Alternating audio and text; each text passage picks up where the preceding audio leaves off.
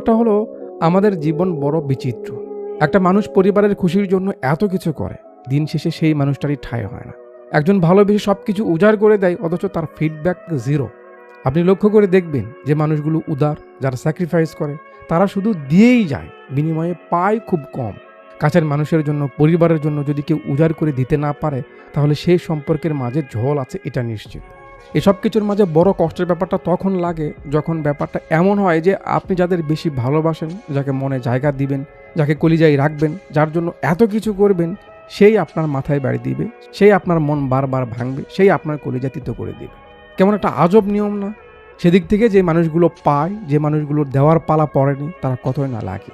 নিজে না খেয়ে অন্যকে খাওয়ানো, নিজের কথা না ভেবে পরিবারের কথা ভাবা, এসব মানুষদের ছবি বড় করে বিলবোর্ড আকারে পুরো শহরে বেস্ট জায়গাতে লাগিয়ে দেওয়া উচিত, যেন তাদের উদারতা, তাদের বিশালতার গল্প সবাই জানে, সবাই বোঝে।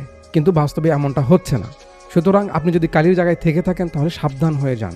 দিন শেষে কেউ আপনার নয়। নিজের স্বার্থ বোঝা দোষের নয়, যতদিন না সেই স্বার্থে অন্য কারো ক্ষতি হচ্ছে। পরিবারের বড়দের সম্মান করুন।